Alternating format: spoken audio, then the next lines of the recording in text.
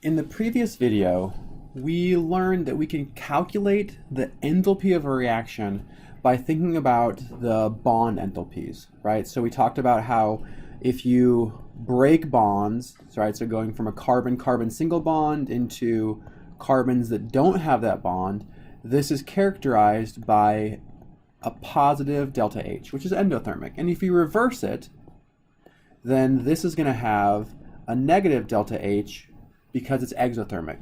When bonds are created, heat is released. When bonds are broken, heat is consumed. Okay, and we use that idea to calculate the enthalpy of reactions. And as it turns out, that's a reasonable estimation, but it's oftentimes not exactly accurate. Okay, because not all bonds are technically created equally. So a better way of calculating the enthalpy of a reaction is using what are known as formation enthalpies. Okay, and as you can see in this table here that I'm showing, these are given the symbol of delta H naught sub F. And whenever you see this sub F, this means formation. Okay, so before we think about how we can use these formation energies, let's first talk about what they mean and where they come from. So if we think about forming something, so we are creating it, and we're creating it from the most stable atomic combinations. Okay, so we are creating a molecule from its most stable elemental forms. And in most cases, that corresponds to the single solid element. So like carbon would be a carbon solid. If we think about something like potassium, it would be solid potassium. But the molecules that we commonly talk about as are common diatomics, things that are stable as diatomic molecules, like hydrogen, like oxygen, like chlorine, like fluorine, like nitrogen, right? These are things that we consistently see as common diatomics. And they're common diatomics because that's the form that they are naturally found in.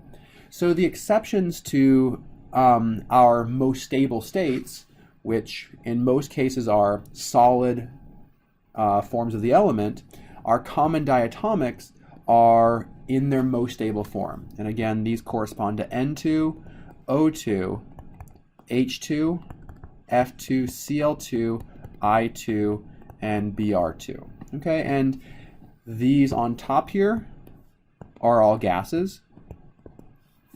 Iodine is a solid, and bromine is a liquid.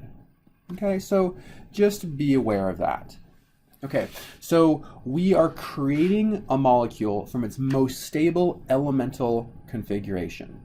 All right, so let's think about HCl gas here as an example. So the idea is we are creating hydrogen chloride gas from its most stable elemental form. Okay, so the most stable form of hydrogen is H2. So we're going to have H2 gas. And the most stable form of chlorine is Cl2. So we need to balance this, but when we do, we need to make sure that we balance it and we don't change the number of HCl molecules. Instead, we change the number of reactants, not products. So in this case, the formation reaction of hydrogen chloride gas is 1/2 H2 plus 1/2 Cl2, creating HCl. Okay? And this reaction, when we're creating or forming HCl from its most stable elemental combination, is negative 92.3 kilojoules per mole. So the enthalpy of this reaction under standard conditions is equal to negative 92.3 kilojoules per mole. So that's what all of these values that we see here are. They are the energy that it takes, the energy that's consumed or released in the form of heat that that occurs when you create these molecules from their most stable elemental forms.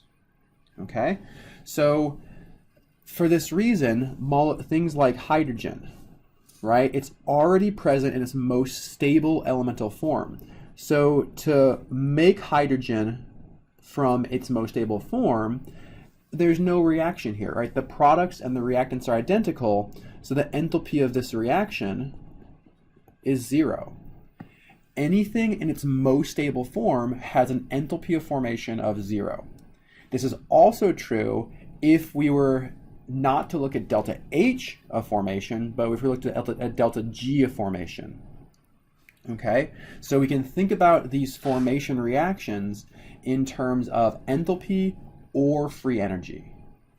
All right, in all cases, they correspond to creating the molecule that's listed, HF or HCl or HI or whatever's listed, creating those molecules from their most stable elemental forms. So what's important for you to know is what the most stable form of these elements are. And in most cases, it's the solid element by itself, but in some cases, our common diatomics, it's in their diatomic form. Most of them are gases, but iodine and bromine are solids and liquids respectively. In the next video, we're going to see how we can use these values that we get in this table to actually calculate the enthalpy or the Gibbs free energy of a chemical reaction.